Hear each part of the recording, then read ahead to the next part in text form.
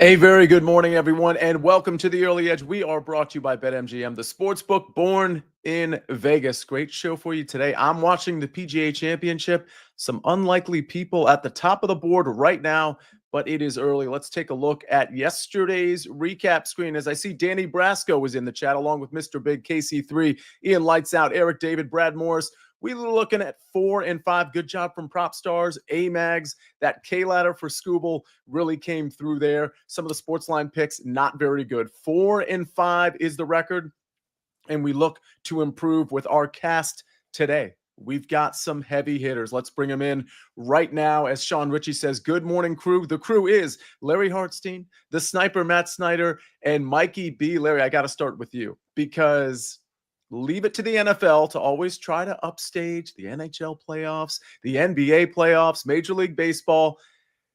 The schedule was released yesterday. I mean, there's so much to react to. This could be like a 1 or 2 hour show, but just your immediate reaction. Yeah, you got to love the NFL having an announcement about when the announcement is going to be and then getting the leaks all day. But they do it right. They get the max exposure. And what a week one. When you talk about Eagles, Cowboys, but then in Brazil, Chiefs, Chargers, and then Ravens, Bills, Sunday Night Football.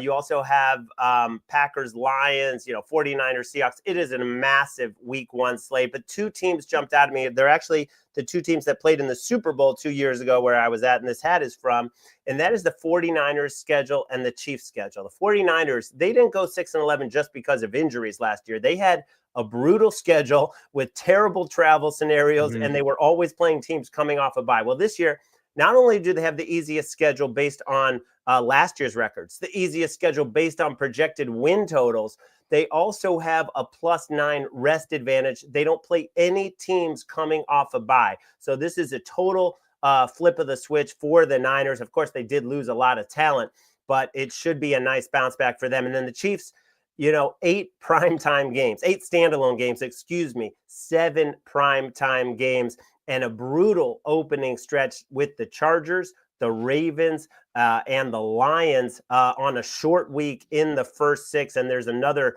juggernaut. Oh, yeah, the Eagles that I'm forgetting in the first 6. So not an easy schedule for your Chiefs.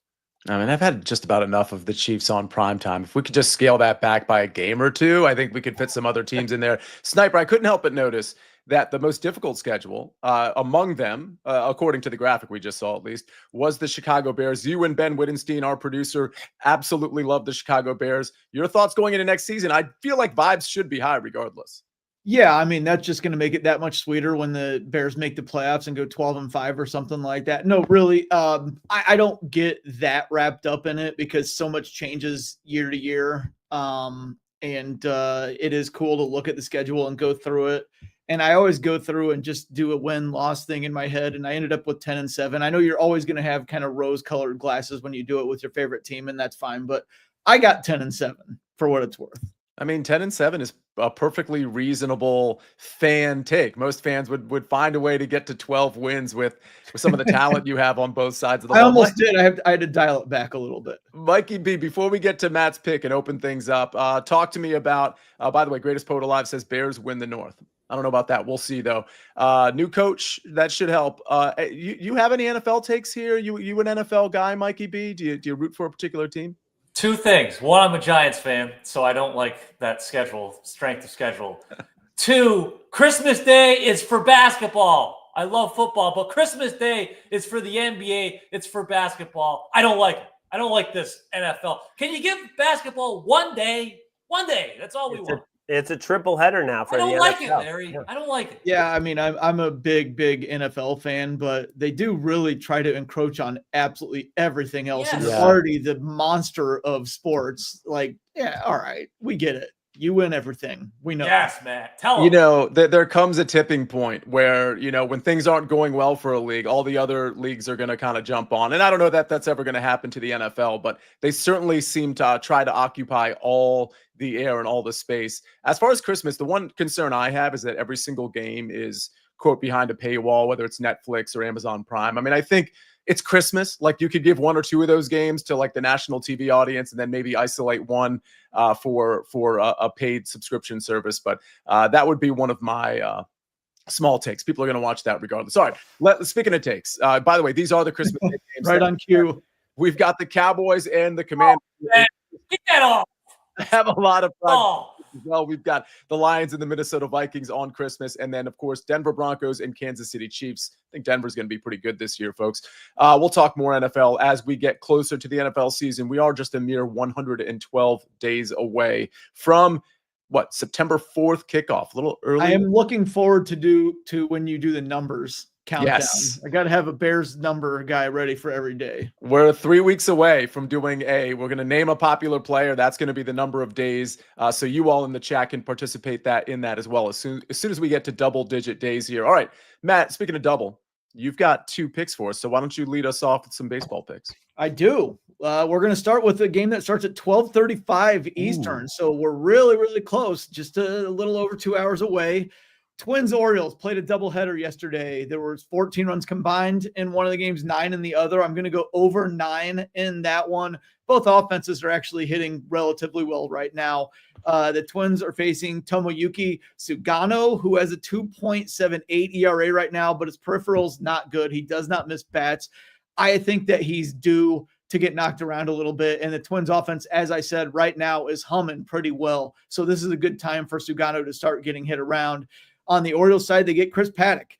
And the Orioles actually hit right-handed pitching really hard. They're 9th in baseball in OPS against right-handers. The last time the Orioles saw him last year, they got 12 hits and 9 runs against him in 5 1/3 innings. And if we went back to the Twins offensive side, as I said, they're hitting, even if they don't get to Sugano. The Orioles bullpen has been bad pretty much all year. And just if you did want somebody to for a home run play, I always kind of bring up a home run play. Gunnar Henderson right now is on fire. He's got the righty Chris Paddock on the mound. He's 3 for 4 with a home run in his career against Paddock. Further on top of that, because Mike McClure trained me very well, I looked at the weather. It's very warm and humid in the Baltimore area today, and it's a day game, so the ball could be flying there in Camden Yards. So I like the over on this one, over 9. Doesn't matter which team gets hot. Doesn't matter if they both score a lot, just as long as we get over 9. 6-4 final would get us there, so it doesn't even have to seem very high scoring. I like that. Another one, this one's going to be a lot less traditional of a play. I wanted to look at Jacob deGrom versus Hunter Brown. Hunter Brown's been one of the best pitchers in the American League so far. We know about Jacob deGrom. He struck out 10 last time out. And I was looking at the first 5, and then I was looking at the first 3. I think this might be our first ever first 3 play on this show. Let's go. The live show. So, yeah, we're going to go under 1.5 runs in the first 3 innings. I know it's daunting because you can only allow 1 run here, but it's plus money. And I think we're going to have a scoreless game through 3 innings. So we do have 1 run of wiggle room to play with, but I believe both of these pitchers can get through the order 1 time without giving up a run. DeGrom has a 1.91 ERA in his last 5 starts. The Astros haven't seen him ever. The Astros have never faced Jacob deGrom ever. They have 2 players in their lineup who have seen him before. Victor Caratini's seen him a few times. I'm not worried about that. And Christian Walker is 0 for 7 in his career against deGrom. On the other side, Hunter Brown, 1.48 ERA on the season. The Rangers haven't seen him since August 5th last year. He only gave up 1 run in 6 innings. Again, we're basically looking at the first time through the order for both of these guys. I think it's going to be 0-0 through 3 innings, and we do have 1 run to play with at plus money. That is a really interesting. I love this bet. And I mean, listen, the Rangers bats haven't exactly lit it up yet this season. Except against the Rockies yesterday, but it's the Rockies. Yeah, it's the Rockies. Yeah, I think this is really interesting. Do you have a take on that Orioles Twins? I mean, it's Sugano, right? That's on the mound against Paddock. He Correct. Does seem like, of all the Orioles pitchers, and correct, because I haven't looked, so maybe I'm making this up, but it's such a terrible pitching staff. Is this a guy that maybe they can lean on the rest of the season to some degree? He's had the best ERA so far. He gives up a lot of base runners. He doesn't strike a lot of guys out. So the short answer is no. I think the other shoe's going to fall once everybody gets a lot more advanced scouting on him. Yeah, I mean, the Orioles are cooked, are they not, Sniper? I mean, cooked. Probably. I mean, there was always a week and a half ago or so, I was talking to a lot of the Baltimore radio stations and saying there's hope there because the offense, at least on the offensive side. But if you look at that pitching staff, there just isn't much hope. Kyle Bradish is out for the year. Grayson Rodriguez probably is going to be out for the year. The personnel they have on hand is just not good enough. Yeah, it's a shame. I mean, even if those guys were healthy, it still wouldn't be an amazing pitching No. staff, and they're not healthy. So it's going to be a tough go. 162 games. I think people are going to be certainly down on the Orioles. Jeff Stenberg said this analysis is why Snyper is the best MLB capper on the planet. You know what he's doing? He's taking a shot at Amags because it's the Yankees thing. That is Yeah, 100%. I know it, Jeff. but still, the statement is certainly valid. By the way, you mentioned Gunnar Henderson. Sniper, this might be a good time to segue to our home run sports line model chart. Normally we wait till after the break, but oh, look at here. We've got is it Larnach? We've got Henderson and we've got Brent Rooker. And it looks like, I mean, you know, it's interesting here. I'm not sure why we have these up sometimes, because Gunnar is plus 400 on Sportsline, but plus 400 on the real odds. Either way, Sniper, I'll have to look into that. He made this chart. You liked him to go yards. So speak to that. And Larnach and Rooker, do you like those? Rooker's always a decent bet. He's already in double digits. He's got great power. It looks like a bullpen game for the Dodgers. That's a lot of different looks. But you know, in bullpen games, every once in a while you get a meltdown. I really, really like Gunnar there. As I mentioned, he's been on fire the last week or so, several home runs, I believe 3 home runs in the last week. And he has good history against Paddock. Gunner's my play on this one. And somebody in the chat mentioned I must like no run first inning and the Rangers. Of course I do. I like no run first 3 innings. Yeah, I'm sure the juice on that is extreme. Eric David says, I don't tend to bet baseball because I don't follow it closely, but the only times I do is when Sniper's analysis is so convincing. It's gonna give me a big head, man. Take it after you know, your favorite movie, my favorite movie, A Few Good Men. You've got the Daniel Alistair Caffey thing working for you. You are quite convincing. All right.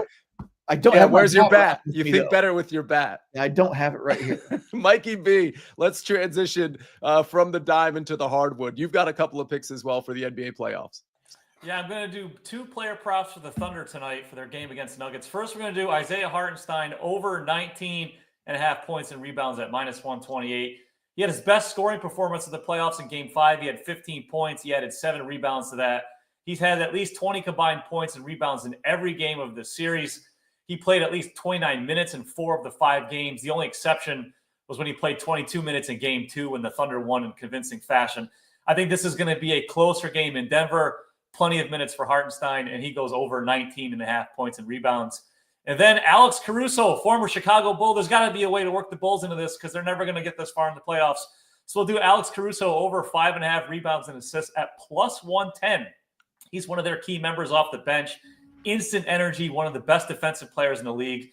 Now, in that Game 2 blowout, he only played 10 minutes. However, in the close games, he played at least 23 minutes in all of them. He had at least 6 combined rebounds and assists in 3 of those 4 games.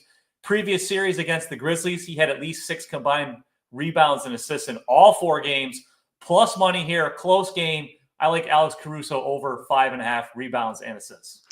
There is a question, Mikey B, on Hartenstein. Is 20.5 okay? Would you scale back your units? Would you avoid it? How do you play that? I'd still play over 20.5. I know it has gone to that on a lot of books, so I would still play the over there. He only had exactly 21 of the games in the series. Every one of them, he would have had at least 21. So, yeah, I think this is a close game. The Nuggets have shown they are not going down without a fight. I don't think there's going to be a blowout. So I think he plays upwards of 30 minutes again. All right. Big Cheesy in the chat. He's calling out some golf plays. JJ Spawn over Will Zalatoris. It's funny. I actually have a pro Will Zalatoris pick later on in the show, but I do like this. I like JJ Spawn over Will Zalatoris -125. He also had Keith Mitchell over Mackenzie Hughes round 1 matchup. Keith Mitchell a -130 favorite. I like that one as well. I think those are 2 very solid golf picks. I know Keith Mitchell's 3-ball was something I was going to bring to the show. I'm trying to remember who was against, but he's in a group that he's going to dominate. It was just -155, and I just didn't feel super comfortable. I probably still should have brought it to the show because I do like it, and I think it's actually bettable at -155. But I ended up going with something a little different. All right, we'll circle back to NBA questions and MLB questions if you have them. But before we get there, let me talk to you about some BetMGM promos. BetMGM account holders will receive a no-sweat token to apply to any bet on any sport. Receive bonus bets back if the bet loses only at BetMGM. And also, BetMGM account holders will also receive a PGA Championship odds boost token. To use the odds boost token, make a PGA Championship bet and activate the token. Score extra winnings if your wager that was made with the odds boost token wins. Well, we do have some PGA plays. We've got one pending right now. We've got the Harry Hall 3-ball on the course. He's up 2 on Dunlap, but he's down 1 to the other guy in that 3-ball. I've got a lot of names in my head right now, but it's early, so no worries there. Let's take a break and hear one more PGA play. When you need your sports news all the time, we've got breaking news to bring to you. CBS Sports HQ gives you a snapshot of all the sports that matter to you. When you need your sports in a snap, find it on CBS Sports HQ, streaming free anywhere you are. All right, we're going to get to some questions in the chat here on the Early Edge, brought to you by BetMGM. But I do want to give out my golf play. Larry, you have your NBA play to give out. And I am curious, because I know people in the chat were talking about it, if you had to lean to a side, where you'd lean. But before we get there, let me just give out my round 1 head-to-head. Again, there were some plays I wanted to bring that were even more juiced than this one. And most people probably aren't a huge fan of Will Zalatoris right now, and I totally get it. Ball striking has actually been okay for Will Zalatoris, which I think will come in handy here. The putter has been pretty awful. I mean, I don't know how else to put it. But I do think, when you look at what's been happening in the morning, the greens are pretty pure. They're actually hardening up a lot more than, or they're firming up a lot more than people thought, given all the rain that came earlier this week. With that sort of firmness, I do think it's going to be really important to be a good ball striker, get yourself in the fairway, and get yourself a good approach shot. That is actually something Will Zalatoris can do. I am taking him over Adam Scott because Adam Scott has been kind of the opposite. He's been okay with the short game, which is going to help him, but it's the ball striking that's been bad. The one watch out here is that Adam Scott has been much better at Quail Hollow than Will Zalatoris, but still the state of Adam Scott's game is not good. And Will Zalatoris, while he hasn't found the putter, I think because these greens are so pure, I think he might be okay with the putter today. And again, I think he is going to be better coming in on approach than Adam Scott. I think that's going to be really important here. So I'm taking in a round 1 head-to-head. This is under 3-ball matchups. You can only find it over at DK. There are 3-balls I do like, so if you want to throw some 3-balls at me, I will be happy to answer them. But it's Will Zalatoris minus 130 over Adam Scott. That's going to be my golf pick. And of course, we've got the Harry Hall plus 105 pick pending as we speak. We transition from golf to the NBA. Larry, you've got one prop here for us, and it's on a guy that honestly I think is playing really good basketball. Almost reminds me of the Jamal Murray of old. Talk to me. Well, I'd like to see the Jamal Murray of old show up tonight. I have him over 21.5 points in this elimination game where he's averaged 28 points in 11 previous elimination games. And a lot of it has to do with they don't have their number 3 scorer. That's Michael Porter. He's on the court, but he's basically invisible. He can't even get the ball to the rim on wide open threes that can tie the game. I don't think he should be out there. He's gutting it out, but he is not helping the team at all. So the scoring load is falling on the Joker, obviously. And then it's Jamal Murray, who took 27 shots in the last game. The interviews post-game, they had both of those games. They know they should probably be up 3-2, not down 3-2. And basically Jamal Murray said, we're going back to OKC. He almost guaranteed the win. So in my mind, this guy is going to show up like he does. I hope he gets a little more efficient because he was 3 of 13 from deep against that tough OKC defense, but he does get to the line. We know he's going to play 40 minutes, probably 42 to 44. Give me Jamal Murray over 21.5. All right, we got some questions in the chat to get to, but I do want to call out the SportsLine picks because if memory serves, one of them does implicate a side in this game. And it is the Oklahoma City Thunder minus 4.5 from Stephen O. Again, NBA pick Oklahoma City Thunder minus 4.5 at minus 110 from Stephen O. Our MLB pick is the Braves run line. That's minus 1.5 at minus 108. That's courtesy of Bruce Marshall. Larry, before I get to questions, and I think it's okay if you're on the other side, by the way, but Stephen O has the minus 4.5. I'm not asking for an official pick. How do you think this game is going to play out? I think it's going to be a good, close game. If I had 5 or more, I would lean towards Denver, but I'm going to stay away from the side. I mean, OKC has really impressed me with the way they have, not panicked in these late game situations when they've been down 8 points, even more to the Nuggets, and they've come back, because they have so many guys who can get hot, like Lou Dort, who's a defensive guy who can make 3 3-pointers in a row. So it's a tall task for the Nuggets. I feel better about my prop than I do about them forcing Game 7. Okay, fair enough. Let's get to we'll start with some NBA questions. Mikey B, I'll get you involved here. Jeff Stenberg wants to know, Chet Holmgren over 1.5 threes at plus 155. And Steve Folkerts wants to know Jokic over 28.5 points. So I don't mind the Holmgren over 1.5 threes at those odds. I wouldn't play it myself, but plus 155, I don't mind that. I would lean over for Jokic 28.5 points. I saw someone else posted there's like a 50% odds boost either way for Jokic. There it is, 48.5 combined points and rebounds. I would take the over on that. He has been a rebounding machine in the series. I could see him scoring 40 points tonight, let alone 40.5 points and rebounds. So I would take the over on that. Yeah, he definitely seems like a man among boys at times, which is just very cool to see. The guy just absolutely dominates in every facet. All right, Randy Ortiz says, hey, Sia, do you like Will Zalatoris over Aaron Rye in an 18-hole matchup? Not really. Aaron Rye is somebody I'm more on the fence on. Adam Scott, I'm more willing to fade than Aaron Rye here. Mikey B, thoughts on Caruso, Alex Caruso, not the guy from the TV show, 4+ rebounds at plus 164. I do really like that at those odds. I believe he's had exactly 4 rebounds in both of the last 2 games. He is all over the place. He throws his body everywhere. He does not care if he gets hurt, which is why he has to come off the bench as opposed to being a starter, because he's a starter level player, but he gets hurt so often he has to be a reserve. I do like that at those odds. All right, Snyper. By the way, is it Daniel Caruso from the TV show, like one of those CSI shows? Is that who I'm thinking of?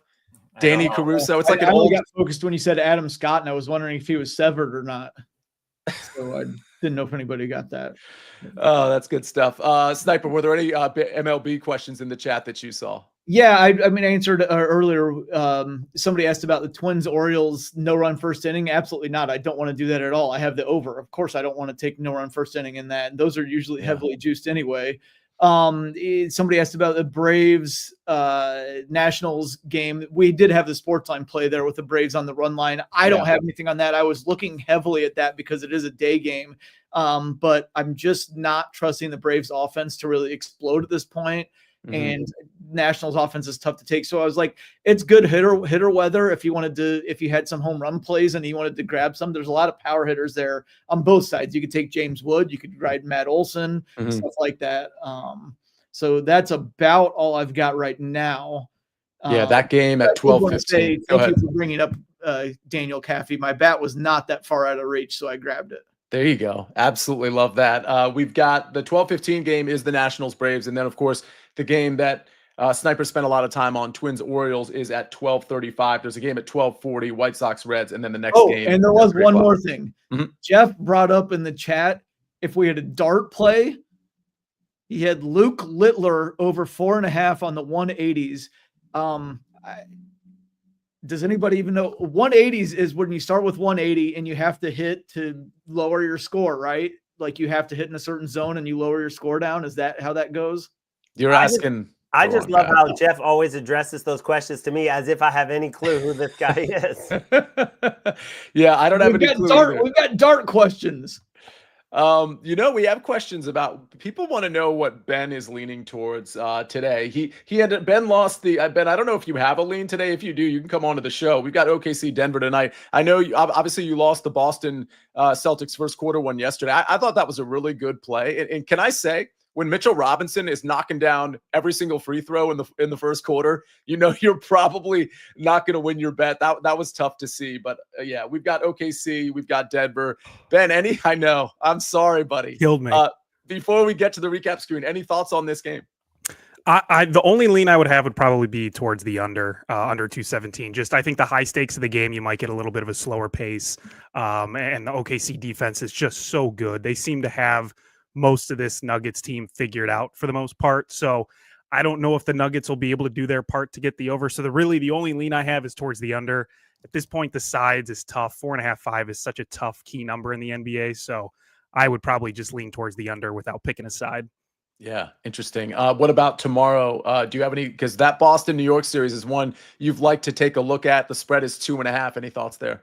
Yeah, I am staying away from first quarters after the last couple ones have beaten me up, but I do kind of like the Knicks to have a good bounce back. I think the Celtics, we talked about the emotions of that game. I think that kind of pushed them in this game yesterday where they were just playing so well. off the loss of Tatum. I think they kind of come back down to earth a little bit. The Knicks make some adjustments, and I like the Knicks to win that game back at home. Larry, it does seem trappish, but I am a little surprised that the line is 2.5 here. I would have thought it would have been 3.5 at least, personally. Yeah, but they are 10-2 without Jason Tatum, and it kind of frees up Jaylen Brown to be the go-to superstar. I mean, it all comes down to Derek White. I mean, if he's going to shoot like that, then yes, Boston can extend the series. But otherwise, I think the Knicks have a great shot to close them out. Mikey B, last word on tomorrow night's game, Celtics-Knicks in Madison Square. Yeah, I'm looking forward to potentially betting the over on Mitchell Robinson rebounds again. That line was 6.5 yesterday. I wish I had laddered it. I didn't. I was thinking about it, got distracted, and forgot to go back to it. But Jason Tatum, not only is he the best scoring option on the Celtics, they have no rebounding. Okay, Luke Cornett almost had a triple-double with blocks yesterday. That's not going to happen again. Luke Cornett should be anchored to the bench of many teams. He's their best rebounding option off the bench. We're talking about Luke Cornett. So keep an eye on those Mitchell Robinson rebound overs tomorrow. Very, very good stuff. I'm sure we'll have more on that game tomorrow. Good stuff from Ben. Can I just say I'm very happy that the Celtics won for two reasons. Number one, it means that the series gets extended a little bit and the Pacers get to face someone who's a little more tired. And two, I love seeing the reemergence in it because it's never that far around the corner of the Knicks fan fatalism. Yeah. They're going to start saying if anybody can blow this, the Knicks can blow it, and it's going to be hilarious. Yeah. Well, I don't think they will, but honestly, I'm not ruling it out. I'm not ruling it out. All right, let's take a look at the recap screen before we get out of here. A lot of picks here. I've got Will Zalatoris later this afternoon. This one starts at 1 o'clock. Will Zalatoris minus 130 over Adam Scott. It's under 3-ball matchups. Not round 3 balls, but 3-ball matchups. Jamal Murray over 21.5 points at minus 105 from Larry Hartstein. Then we got Isaiah Hartenstein over 19.5 points and rebounds at minus 128. That is Mikey B, and he also has Alex Caruso over 5.5 rebounds and assists at plus 110. Then we got the Snyper. Twins Orioles over 9 runs at minus 108. And the Astros Rangers first 3 under 1.5 runs at plus 120. A couple of SportsLine picks for you. The Braves run line minus 1.5 at minus 108. That's courtesy of Bruce Marshall. And then we've got Oklahoma City Thunder minus 4.5 at minus 110 from Stephen O. All right. Well, let's try to get a winning recap screen tomorrow with this crew. Hopefully you're tuned into the PGA Championship. Some exciting stuff. That Scotty Scheffler grouping with Xander Schauffele and Rory McIlroy. They've kind of come out a little flat, but that's going to be some good stuff. I'll be on CBS Sports Network with Joe Musso, Rick Gaiman, Jason Sobel, Patrick McDonald at 1 o'clock today, tracking the PGA Championship. So you may want to tune into that. But until then, and until tomorrow on the Early Edge, we rest our case.